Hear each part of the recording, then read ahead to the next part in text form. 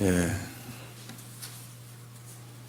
오늘은 제목이 순전하고 진실한 누룩이 없는 떡이라는 제목인데요.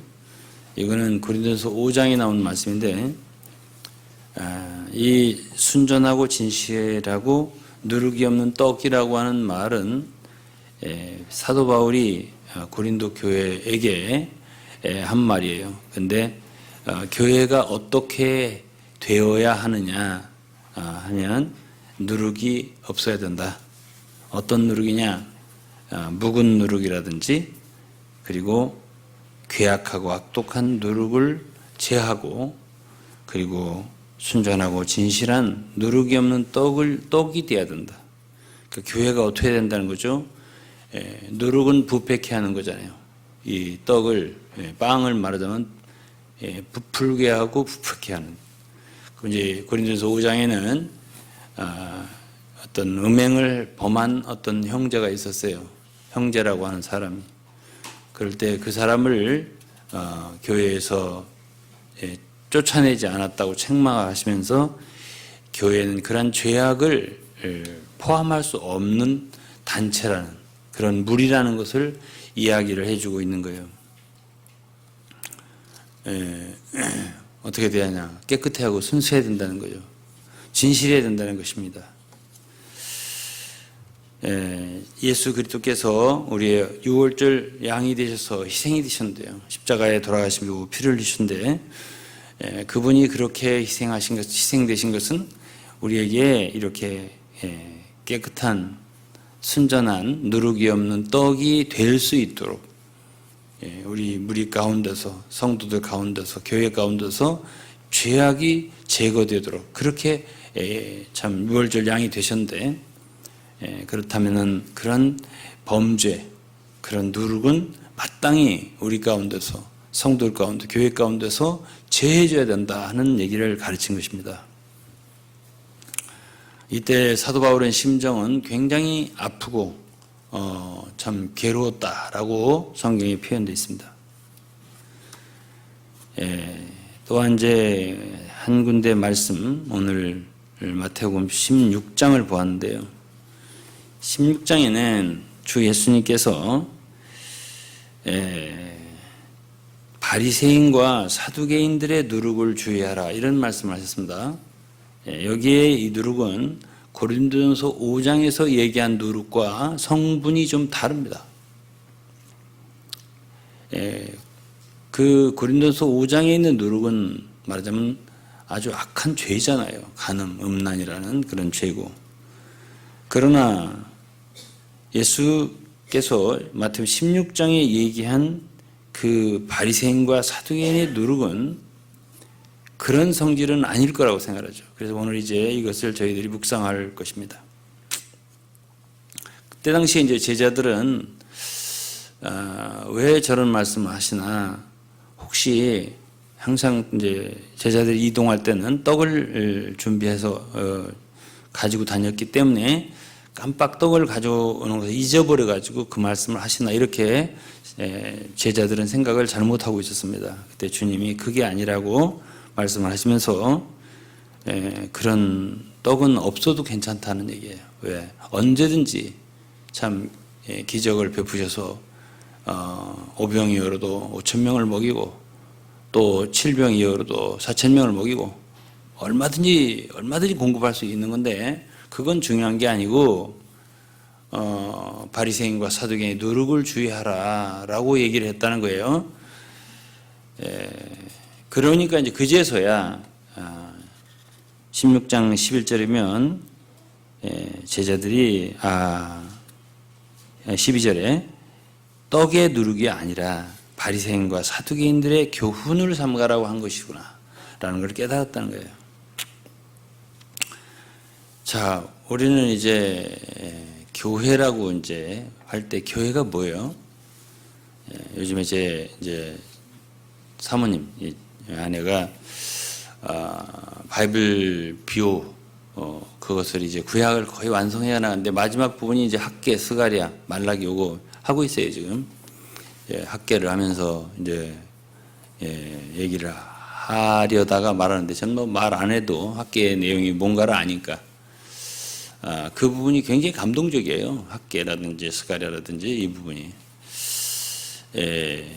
결국 주님이 재림하시는 것은 이 학계 선지자에는 그리스도의 재림이 있어요. 그 부분이 있어요. 만국의 부패가 이른다는. 근데 주님의 재림과 마지막 때와 관련이 뭐가 있냐면은 성전이 재건되는 관계에 있어요. 이게 나중에 성전이 재건될 때, 참 말하자면 에스라 느헤미야서에 보면 그때 당시에 성전이 70년 동안 무너졌다가 다시 재건하는 역사가 있는데, 그때의 성전은 그렇게 대단하지 않아요. 화려하지 않습니다. 근데 그 성전, 참 작고 사람들 눈에는 보잘것없을지라도 학계 선지자는 그 성전을 다시 열심히 건축하도록 한 10여 년 동안, 한 14년 이상을 대적의 방해로 중단했던 성전 건축을 독려하는 책이 학계의 서구 또 스가랴예요. 그래서 이제 격려하는 말 속에 작은 날의 날이라고, 작은 자의 날이라고 멸시하지 마라. 그러면서 이제 이전 영광이, 지금 나중 영광이 이전 그 솔로몬 시대의 그 아름다웠던 영광스러웠던 성전보다 그 영광이 못하지 않다. 나중 영광이 이전보다 더한다. 더 영광스럽다라는 표현을 하면서 말하자면 하나의 예언이에요. 어떤 예언이냐면 주님이 이 세상에 다시 오실 때는 정말 성전이 재건돼야 돼요. 수많은 교회가 있지만 제가 생각할 때는 그 규모가 크든 작든 그건 문제가 안 된다는 거예요. 그 규모면을 볼 때는 에스라 시대에, 느헤미야 시대에 와서 재건된 성전은 되게 그 규모면이 작아요. 그렇지만은 그 영광이 못하지 않다. 교회가 작고 크고 인수가 많고 적고를 떠나서 정말 이 지구상에는 주님의 재림을 위하여 순전하고 진실한 누룩이 없는 떡, 그런 참 순수한 교회의 모습이 회복이 되어야 돼요. 그런 교회가 이 지구상에 있어야만이 주님이 오실 수가 있다. 이러한 예언이 학계에 있는 거예요. 그런데 이제 이 마태복음 16장이라는 그곳에서 바리새인과 사두개의 누룩을 주의하라고 했죠. 주님이. 그 시점이 어느 시점인가? 주님의 사역에서, 주님의 가시는 길에서 어느 시점이냐면 이제 거의 이제 뭐냐면 이 지상에서 여러 가지 참 병을 고친다든지 뭐 여러 가지 말씀을 하셨어요. 일을 하셨어요.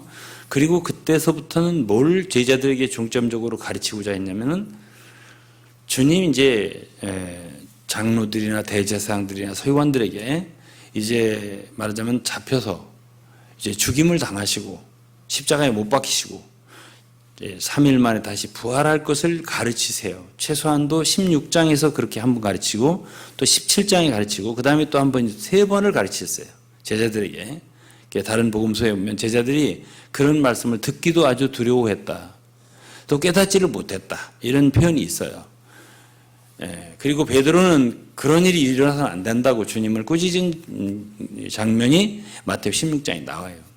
그리고 16장 마지막 부분에 보면 주님이 영광으로 다시 오신다는 얘기가 있어요.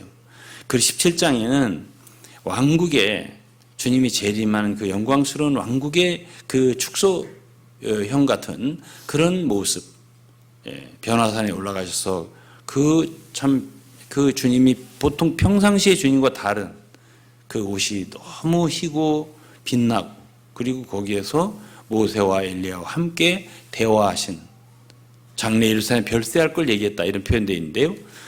이런 모습, 하나의 다가오는 왕국에 대한 그런 모습을 제자들에게, 물론 베드로, 야고보, 요한만 봤지만은 그걸 보여주셨단 말이에요. 그러니까 그러한 시점이에요. 그러니까 주님은 지금 십자가로 참 골고다를 향해서 나아가는 그런 시점에서 제자들에게 바리새인과 사두개인의 누룩을 주의하라 이렇게 말씀하셨단 말이에요. 그리고 바로 전에 마태복음 16장 전에 그 시작에 보면 주님은 너희들이 참 천기는 분별하면서 시대를 분별할 수 없는가 이렇게 말씀을 하셨어요. 그러면서 주님은 그때 당시 이제 바리새인이나 이런 사람들이 하늘로서 어떤 표적 보이기를 그렇게 원했습니다. 그때 주님이 요나의 표적 외에는 너에게 보일 표적이 없다. 이렇게 말씀하기 마태복음 16장 바로 이 누룩 얘기를 하기 전에 말씀하신 거예요. 그러니까 그 요나의 표적이란 주님의 십자가의 죽으심 그리고 사흘 만에 다시 부활하심 이걸 지금 예표하는 거잖아요. 그렇게 지금 인류를 구속하게 한 죽음을 죽으실 메시아 그리스도의 어떤 그 상황이 지금 도래하고 있는 그 상황인데 그거에 대해서 이 제자들이나 이 세상 사람들은 전혀 알지 못하고 있다는 것을 탄식하신 거예요. 그리고 엉뚱한 걸 질문하니까 또 제자들은 엉뚱한 걸 지금 걱정하니까 떡 가져오는 걸 잊어버렸다라든가 이런 것만 빠져 있잖아요. 그것이 아니라는 얘기예요. 그러면 바리새인과 사두개인의 누룩, 이 누룩도 내내 고린도전서 5장에서 말한 누룩처럼 결국 교회를 그리스도인들을 부패케 하는 요소잖아요. 그러니까 그것을 주의하라고 한 거지 않습니까? 그럼 도대체 바리새인과 사두개인의 누룩이 무엇일까에 대해서는 조금 우리가 생각을 해봐야 될 필요가 있습니다. 우리가 이제 바리새인들을 생각해 보면 우리가 이제 그 바리새인들은 당시에 유대인들 가운데서 아주 율법을 수호하기 위해서 정말 굉장한 열심을 갖고 있었던 사람들이에요. 그 사람들은 나름대로 율법을 지킨다고 애를 쓰는 사람들이에요. 그냥 바리새인들이 아니에요. 우리가 생각한 뭐 자기들의 행동과 지침과 이런 것도 정말 많고 그걸 정말 철저하게 지키려는 사람도 많고 이런 사람들이 있었고 사도 바울도 주님을 만나기 전에 그 바리새인 중에 하나였단 말이에요. 그런데 그들에 대해서 알 수 있는 한두 군데를 내가 읽을 거예요. 그것이 이제 첫째는 로마서 2장이에요. 로마서 2장을 보면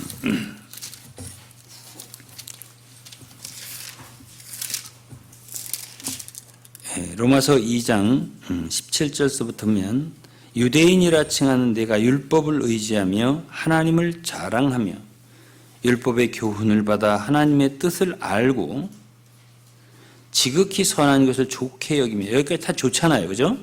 좋은 거예요.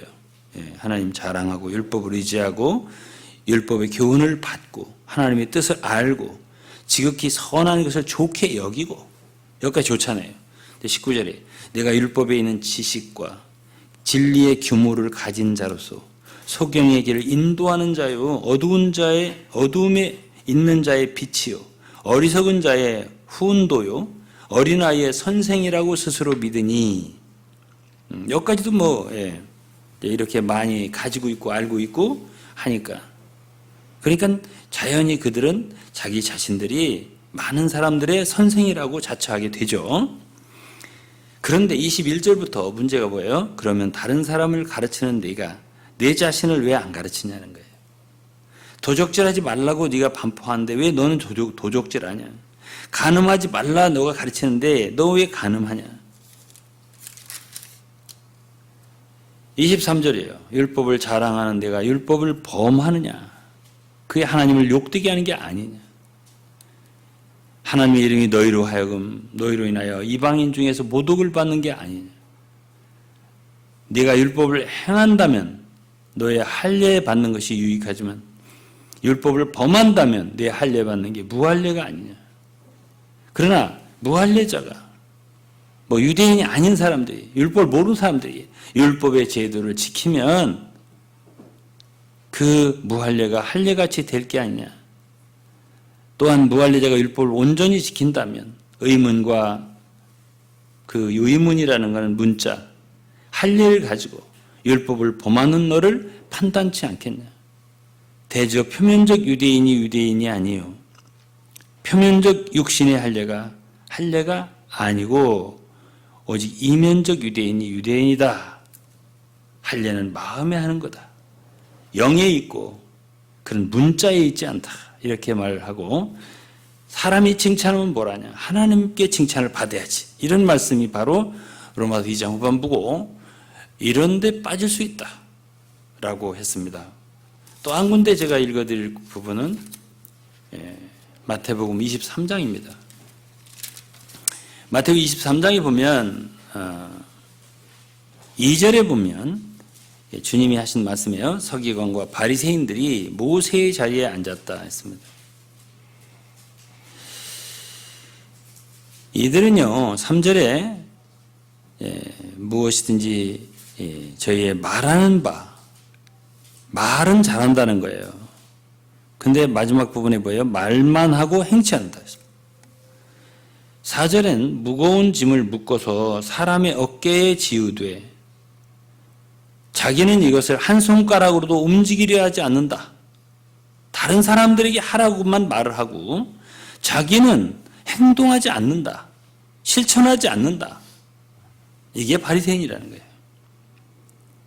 그리고 5절에 보면 자기의 그 외식하는 행위를 하나님 잘 믿는 것처럼 하는 행위를 사람들에게 보이고 싶어 한다. 그러면서 6절에는 잔치의 상석과 상좌를 좋아하고 사람들에게 문안받는 것, 인사받는 것, 칭찬받는 것 좋아하고 랍비라, 선생이라, 오늘 스승의 날이죠? 선생이라 칭함받는 걸 좋아한다. 너희는 랍비라 칭함받지 마라. 너희 선생은 하나요. 다 형제니라. 그랬습니다. 자, 이런 모든 말씀이 바리새인들의 오염이고 여기에다가 이제 누가복음 16장이면 바리새인들은 돈을 좋아하고, 돈을 좋아한다고 그랬어요. 그러니까 다 바리새인들은 그런 사람들이에요. 외식하고. 근데 왜 주님께서 제자들에게 이런 말씀을 하셨을까? 이제 주님은 얼마 안 있으면 이제 떠나실 분이십니다. 그런데 이제 주님은 모든 걸 아시잖아요. 이제 주님은 이제 돌아가시고 부활하실 것이고요. 그리고 승천하시고 성령을 부어주실 것이고요. 주님은 다 아시잖아요. 그리고 지상에는 교회가 생길 거예요. 수많은 신자들이 생길 거예요. 바리새인 왜 바리새인 됐죠? 특별하잖아요. 그들만 정말 그들에 의해서 율법이 지켜지고 하나님 말씀이 수호되는 것 같잖아요. 그럴 정도로 열심히 있지 않습니까? 그렇게 하기 위해서 율법을 수호하기 위해서 생겨난 단체예요. 바리새인 단체. 왜 바리새파라고 했잖아요. 특별하잖아요. 근데 제자들도 그렇게 하다 보면 이제 이 교회가 생기다 보면 이제 예수 믿는 사람 많이 생길 거 아니에요. 이들이야말로 특별하게 될 거 아니에요. 안 그래요? 예수님을 따랐잖아요. 3년 반이나. 예수님을. 모든 성들이 사모하고 믿고 따르는 주 예수님이 육신으로 계실 때 직접 가르침을 받고 그분에게서 배우고 그분과 함께 먹고 책망도 받고 칭찬도 받고 이것이 이제 제자들이잖아요. 그리스도의 죽으시는 것도 보고 부활하신 주님도 만나고 그런 사람들이 돼요. 얼마나 특별해요. 얼마나 특별하냐고. 주님은 특별하게 되는 사람들에 대한 오염성을 미리 예고하고 경고하고 주의하라고 말씀하셨다고 저는 믿습니다.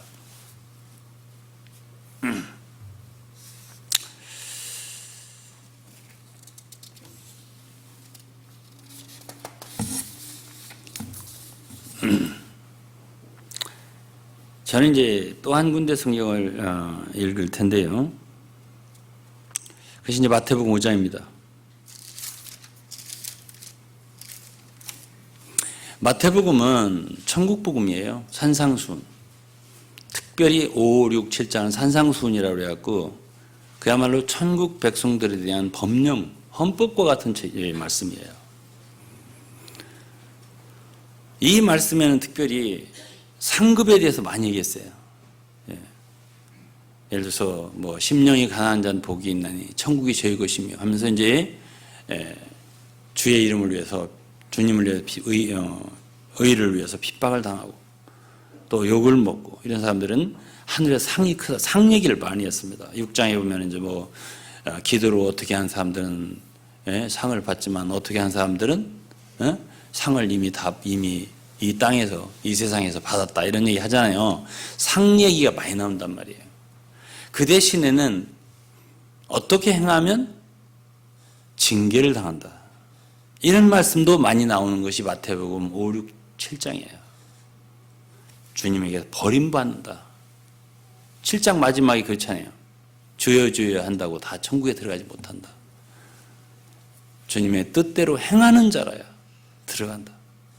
그 말씀이 7장이잖아요.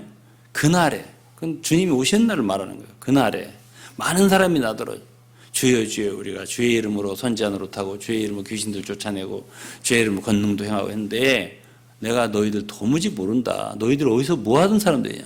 불법을 행하는 자들 내게서 떠나가라. 이렇게 한다고 했잖아요. 이것이 마태복음 7장의 말씀입니다. 그럼 마태복음 5, 6, 7장은 천국 복음으로서 특별히 주님의 재림과 그분이 가져올 왕국과 관련된 말씀이란 말이에요.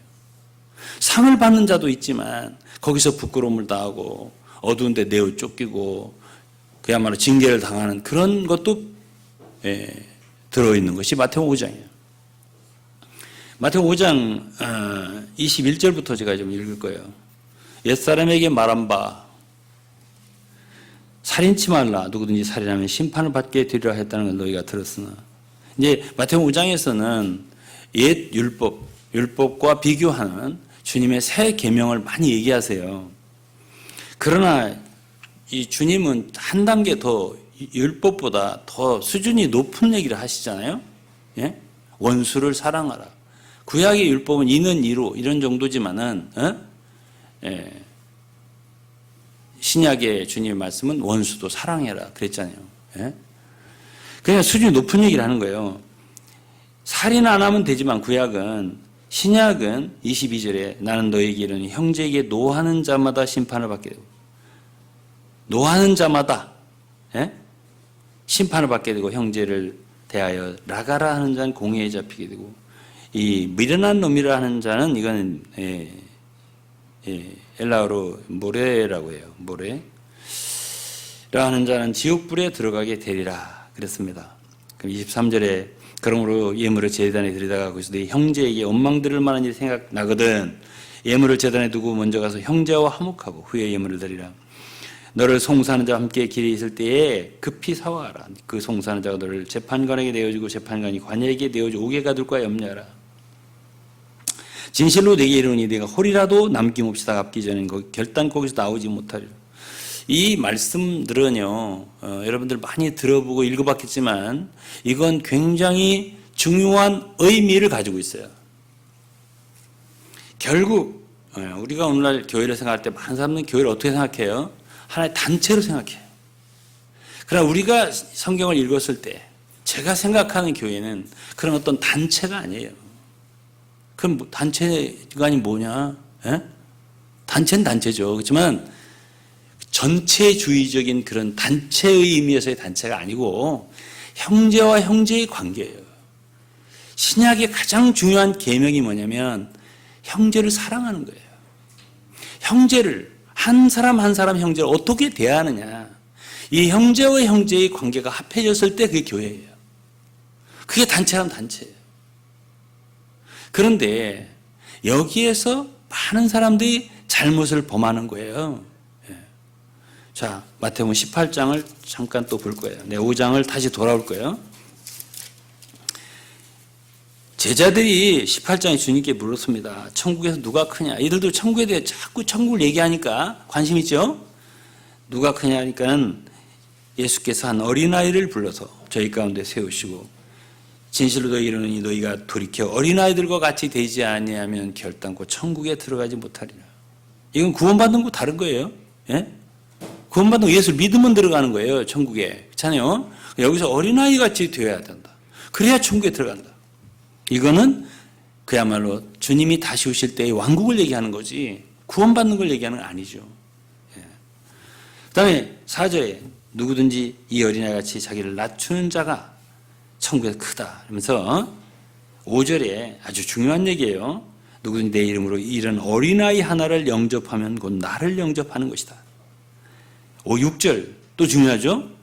누구든지 나를 믿는 이 소자 중 하나를 실족해 하면 차라리 연자 맷돌을 그 목에 달리우고 깊은 바다에 빠뜨리는 것이 나으니라. 이게 무슨 얘기를 하고 있는 거예요? 예? 여러분, 우리가 이 땅에 살면서 소위 교회를 한다. 교회 건축을 한다. 몸의 생활을 한다. 그런데 이것을 하나의 단체로 생각하는 게 위험성이 있어요. 네, 좀 더 얘기하겠지만 우리는 이 시대의 교회에서 가장 중요한 게 한 사람 한 사람 형제예요. 어떤 형제예요? 소자예요. 작은 자. 네가 형제를 어떻게 대하냐는 거예요. 마태복음 5장에 돌아보겠습니다. 마태복음 5장에서 자, 살인하지 말라. 이 계명을 가지고 지금 참 주님의 수준을 높여서 말씀하시는 거예요. 형제에게 노하는 거 문제 있는 거다.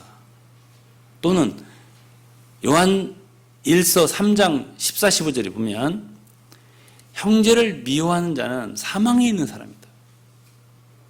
형제를 미워하는 그 자체가 살인하는 거다. 이렇게 표현을 했습니다. 이것이 이제 요한 사도가 한 말이에요. 여러분, 사실 참 이 천국 복음 마태복음 5장 이것을 깊이 이해하는 사람은 이 시대에 저는 생각할 때 많지 않으리라 생각해요. 굉장히 심각한 말을 하고 있는 거예요. 형제에게 노한다는 뜻은 뭐죠? 예? 형제에게 대해서 함부로 대한다는 뜻이잖아요. 예? 미워한다든지 참 속상해한다든지 형제에 대해서 함부로, 그렇죠? 형제에 노하는 자마다 그랬어요. 예? 형제에 노하는 자마다 심판을 받게 되고, 예? 그 다음에 라가라 하는 거는 라가라 한다. 그거는 무슨 뜻일까요? 쓸모없는 사람이라는 뜻이에요. 원문이 쓸모가 없는 사람이라는 뜻이에요. 그 다음에 모래라, 이제 미련한 놈이라고 했잖아요. 마지막에 쓸모없다고 자꾸 하고 라가라 하고 이렇게 하는 사람은 공회에 잡히게 된다. 그리고 그 다음에 모래라, 미련한 놈이라는데 정확한 원문의 해석은 반역자라는 뜻이에요. 쉽게 말하면 배역자, 대적자 이런 뜻이에요. 이렇게 말하는 사람은 심각하라고 했어요. 지옥불에 들어가게 돼요. 헬라어는 보면 게헨나 불에. 게헨나라는 것은 원래 예루살렘의 그 바깥에 그 흰놈의 골짜기라는 골짜기가 있어요. 구약 성경에 나오죠. 그것은 예루살렘에 큰 쓰레기장이에요. 그 계곡에다가 다 쓰레기 버리는 데예요. 시체도 거기 버리고 계속 불타오르는 데 무엇을 뜻하냐면 바로 지옥불을 상징하는 거예요. 그러니까 우리 해석에는 지옥불에 들어가게 되리라 그랬단 말이에요. 그러면 지금 이 마태복음 5장 17절 이하의 쭉 말씀에서 중요시한 게 뭐예요?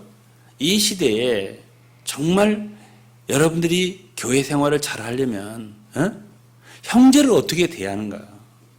작은 형제 하나하나를 어떻게 대하는가? 이것이 굉장히 중요한 일이라는 거예요. 처음에 심판을 받는다는 것은 이제 유대인으로 말하면 당시에 그냥 구역의 심판이에요. 우리나라 말하면 지방법원 심판이에요. 그 다음에 이제 형제를 나가라 한다 하는 경우는 공회에 잡힌다는데 이거는 좀 뭐 고등법원이나 대법원 같은 심판이에요. 그 다음에 이제 모래라 하는 대적자다, 배역자다 이런 식을 하면 그런 식으로 하는 사람은 아예 그냥 지옥불로 집어쳐낸다 이런 뜻이거든요. 심각한 거거든요, 사실은요. 그런데 이제 제가 무슨 얘기를 하려고 지금 여기까지 얘기를 했나요? 예? 자, 그러면은 이 교회라고 한 단체가요. 예? 예, 제가 로마서 2장도 읽고 다 많은 말씀 읽었어요. 바리새인과 사두개인의 누룩, 어쨌든 누룩이 제거해야 될 거 아니에요. 그런데 이 누룩은 그 고린도서 5장에 있는 그런 범죄, 악한 죄의 누룩이 있지만 묵은 누룩도 누룩이란 말이에요. 죄 같지는 않아. 근데 오래돼서 안 좋아. 그것도. 예? 예. 그것도 그 떡을, 빵을 부패하게 할 수 있는 요소가 되는데 그런 걸 조심해라. 누구한테? 제자들한테 그랬단 말이에요. 제자들은 주님을 사랑하는 사람들이 모든 걸 버리고 주님을 따르는 사람들이에요. 그러면 주님을 진심으로 사랑하는 사람들에게도 누룩이 들어올 수 있는 위험성이 있느냐 없느냐 할 때 있다는 뜻이거든요. 주의해라. 주님이 말씀하셨죠. 제자들에게 말했잖아요. 제자들이 잘 못 알아들었죠. 당시에. 잘 못 알아들을 거라 생각합니다. 그러나 나중에 알았겠죠. 성령께서 오셔서 그들에게 모든 걸 깨닫게 했을 때 알았겠죠. 오늘날 저는 이런 생각을 해요. 정말 성경대로 살고 싶어하는 사람들이 빠질 수 있는 함정이에요. 바리새인의 누룩이. 사두개인 누룩 마찬가지예요. 오늘날 어떤 사람들은 진짜 성경대로 하려고 교회 이름도 장로교 안 붙입니다. 감리교도 안 붙여요. 아무 이름 성경에 교회가 무슨 교파가 있느냐는 거예요. 예? 처음에 생긴 교회가 어디죠? 사도행전? 예루살렘. 그 다음에 생긴 교회가 어디죠? 안디옥. 예. 그러면서 여러 가지 교회가 생겼는데 다 교회가 생긴 곳마다 다 장로교, 감리교는 하나도 없어요. 다 그 도시의 이름, 지방의 이름을 따라서 했어요. 그러면 성경대로 한다면 여러분 지금 여기는 무슨 교회라고 해죠? 아이 잘하시네. 예? 그렇게 하고 성경에는 목사님이 있어요 없어요? 목사님 있어요 없어요? 랍비라 칭하지 말라고 그랬잖아요. 예? 그러니까 그들은 다 형제라고만 합니다. 할아버지도 형제, 아버지도 형제, 다 형제라고 그래요. 자매라고 또 성경에 형제 자매라고 했잖아요. 전부 다 형제예요. 예? 바울도 형제고 다 형제라고 했잖아요. 그러니까 할머니는 자매, 예? 뭐 엄마도 자매, 다 자매라고 한단 말이에요. 어? 성경대로 하는 거예요. 그런 사람들에게는 목사가 어떤 식으로 인식이 돼요? 부패한 사람, 성경대로 길을 가지 않는 사람으로 여겨지는 거예요. 그런 데서 열심히 있는 사람들은 목사에 적개심이 있어요. 목사는 다 때려 어떻게? 예. 이런 식으로 생각하는 사람도 다는 아니고 있단 말이에요. 예? 그러면 자 보세요. 그들이 형제 할 때는 성경적으로 말한다면 진짜 형제감이 있어야 돼요. 그래야 그게 표면적인 유대인이 아닌 거예요. 이면적인 유대인, 이면적인 할례, 육신을 벗어버리는 할례가 진짜 마음과 영에서 할례를 받고 마음과 영에서 진짜 유대인이 돼야 그게 유대인이지.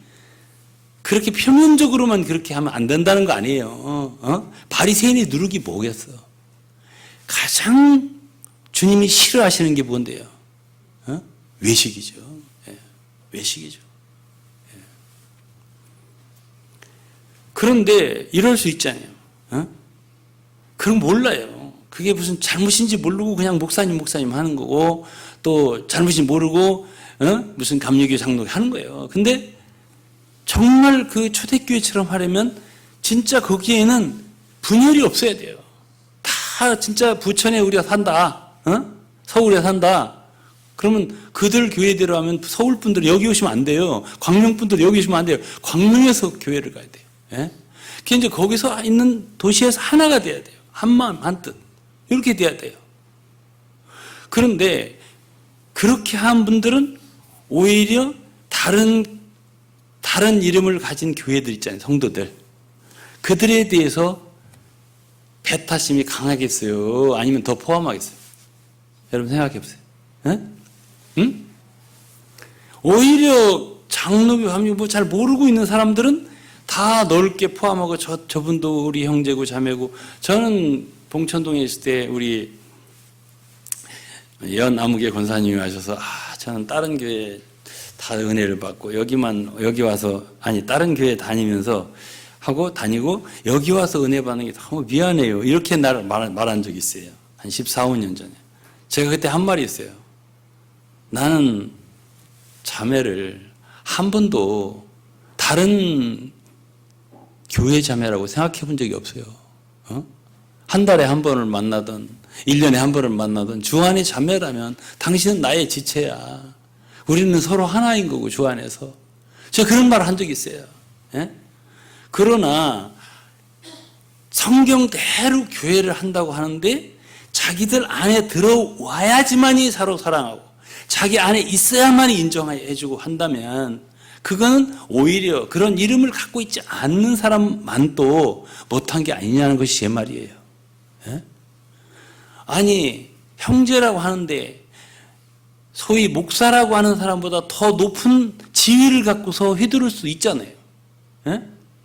심지어 교황 같은 형제도 만들 수가 있는 거예요. 형제라고 부르면서. 예? 그렇기 때문에 그런 것이 표면적인 것에 있지 않다는 거죠. 모든 게.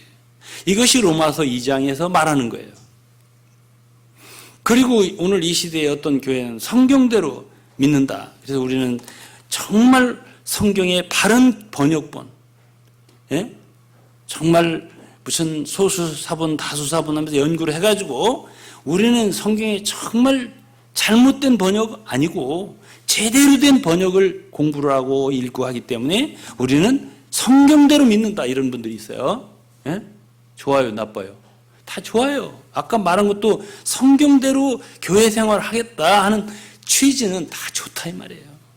아니 바리새인은 취지가 안 좋았나요? 자기들이 이 율법을, 다른 사람들은 다 율법을 무시해도 우리는 율법을 지키겠다. 이 우리를 통해서 하나님 율법이 지켜져야 된다. 이거에서 시작한 겁니다. 예? 성경을 갖다가 좋은 번역본을 바르게 번역본을 취해서 읽겠다. 그게 왜 나쁩니까? 예? 좋죠. 그런데 그렇게 바른 번역본을 취해서 읽는다고 해서 성경대로 바르게 믿나요? 다? 예? 자, 그러면 성경에서 가장 중요한 계명이 뭔데요? 뭐예요? 예? 형제를 사랑하는 거죠. 어려워요? 그거 번역본 바르게 연구 안 해도, 자, 어떤 사람들은요, 번역본도 번역한 자체도 안 믿어요. 헬라어 원전, 히브리 원전을 공부해야 한다는 거예요. 예? 번역한 건 믿을 수 없다. 이런 분들도 있습니다. 그들은 정말 정통적인, 그야말로 바른 신앙을 갖기 위해서 그렇게 하는 거예요. 난 다 좋다고 생각해. 교회를 성경적으로 이름 짓고 어떤 교파 이름 안 짓고 다 저는 나쁘다고 생각 안 해요. 예? 형제라고 부르는 거 저 좋아요. 저는 지금도 그런 교회 분들은 저를 형제라 부릅니다. 저는 한 번도 기분 나빠한 적이 없어요. 예? 그런데 예? 형제라고 해도 더 말하자면 예? 선생 같은 사람이 될 수 있고 랍비 같은 사람이 될 수 있고요. 심지어 신부 목사보다 더 위에 있는 사람이 될 수도 있어요. 그런데 목사라고 부르지만 여전히 형제 같은 사람이 있을 수도 있는 거예요. 아니? 있을 수 있어요. 그럼 표면적으로 하나님 말씀을 지킨다 이거보다 이면적으로 영으로서 마음으로서 그렇게 지키는 게 맞지 않냐는 거예요. 그런데 그렇게 성경 번역본을 주장하고 원전을 주장하는데 성경대로 믿는다고 자랑을 하는데 자랑을 하는데 성경을 들고 왔는데 보니까 주일날 개역 성경을 들고 왔네.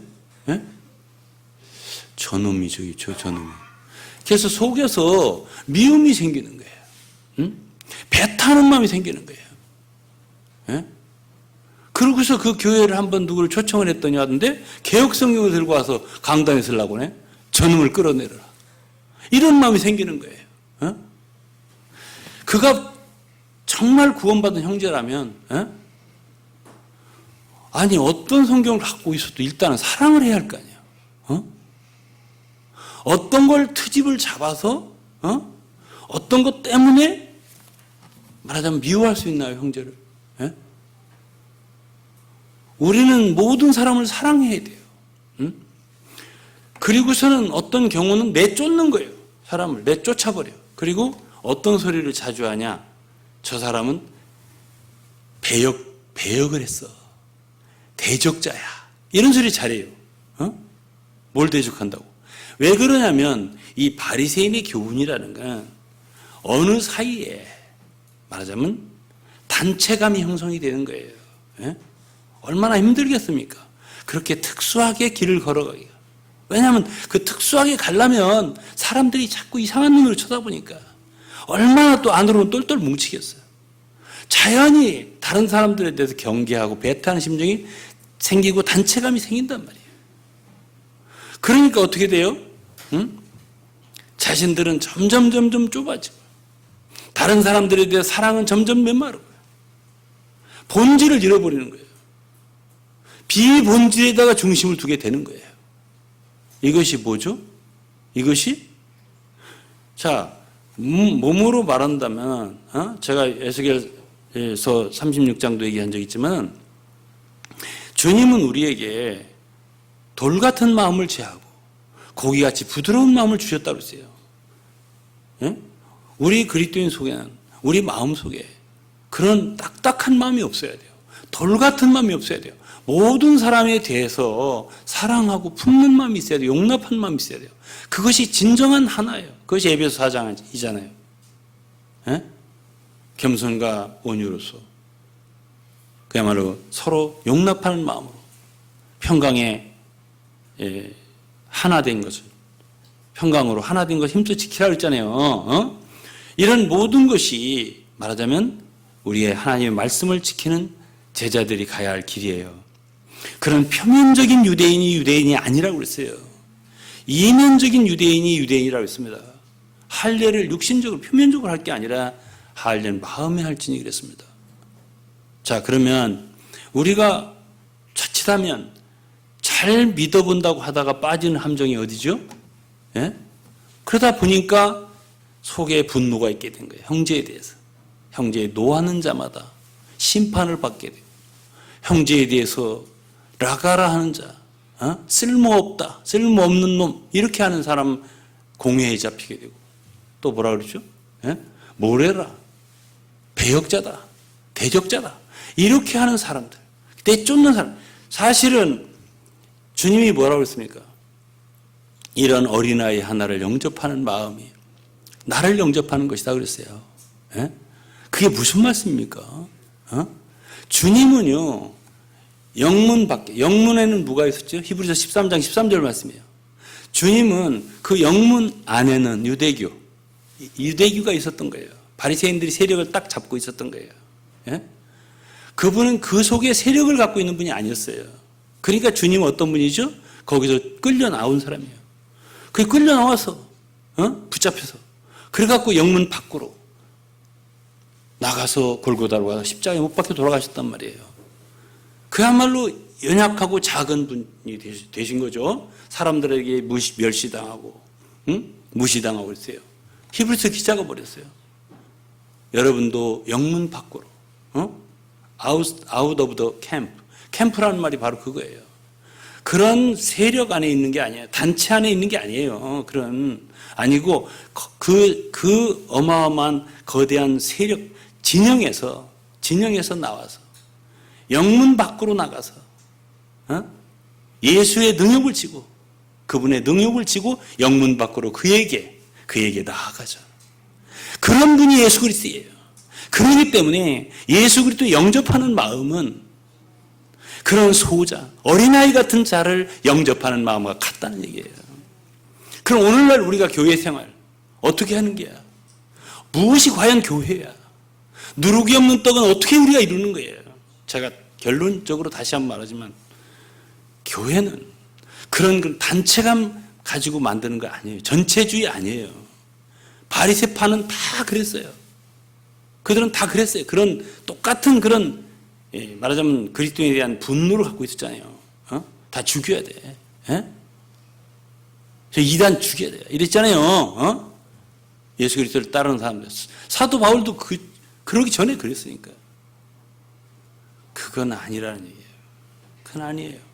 우리는 정말 죽어가는 한 영혼을 사랑하고 연약한 소자를 사랑하고 그렇게 우리가 한 사람 한 사람을 참 돌보고 사랑하고 긍휼히 여기고 불쌍히 여기고 이런 가운데서 그 형제들과의 그런 관계가 합해질 때 그걸 우리는 교회라고 그러고 거기에 누룩이 없는 떡이 이루어진다. 이렇게 교회 생활이 이루어지는 것이 저는 참되다고 보고 있는 거예요. 그리고 그렇게 바리새인의 누룩을 갖게 되면 자연히 또 사두개인의 누룩이 있게 사두개인은 현실주의자예요. 오직 그 눈이 현세 교회만 바라보는 눈이 되는 거예요. 교회를 잘해야 되니까 이젠 이 우리 단체가 잘해야 되니까 거기에 빠지게 되는 거예요. 그러면 정당한 그리스도의 눈은 어디에 있어야죠? 하늘에 있어야죠. 주님이 다시 오신과 그분의 왕국에 있어야 되는 거예요. 그러면서 이 땅에서 정말 죽어가는 멸망한 한 영혼을 위해서 기도하고 그들을 구원하고요. 주님의 다시 오심을 기다리고 소망을 하늘에 두고 이렇게 하는 것이 맞는 건데 그렇게 단체감에 빠지다 보면 우리의 단체, 이 교회가 중요한 거예요. 그것만 바라보게 되는 거죠. 그것이 사두개인의 누룩이란 말이에요. 그러니까 이런 것을 조심해야겠어요? 조심하지 않아야겠어요? 그런 위험성이 있겠어요? 없겠어요? 너무너무 있어요. 너무 있는 것이에요. 그렇기 때문에 오늘은 여러분들과 함께 참 순전하고 누룩이 없는 진실한 그런 떡이 되기 위해서 우리는 조심할 게 있다. 우리가 가야 할 길을 주님이 알려주셨다 이렇게 생각합니다. 주님께서 우리를 축복해 주시고 불쌍히 여겨주시기를 바랍니다. 기도하겠습니다. 아버지 하나님 감사합니다. 진실로 오늘 저희들은 하나님 말씀에서 우리에게 가르쳐 주시는 성도들이 가야 할 길, 교회에 가야 할 길을 다시 한번 성경을 상고하면서 또 이 시대에 많은 주님을 진실로 사랑하고 진리의 길을 가고자 하는 사람들이 주님의 그 주의하라는 말씀을 경고로 듣지 못하고 빠져 들어가는 많은 상황들을 보고 참 아픈 마음으로 이러한 말씀을 증거하였습니다. 참으로 이 말씀이 많은 사람들에게 참 회개와 빛비침을 주어서 그러한 모든 누룩을 벗어버리게 하시고 진실하고 순전한 누룩 없는 떡으로 길을 걸어가서 참된 주님이 기뻐하신 교회의 모습을 되찾을 수 있게 도와주옵소서. 예수 그리스도 이름으로 기도드리옵나이다. 아멘.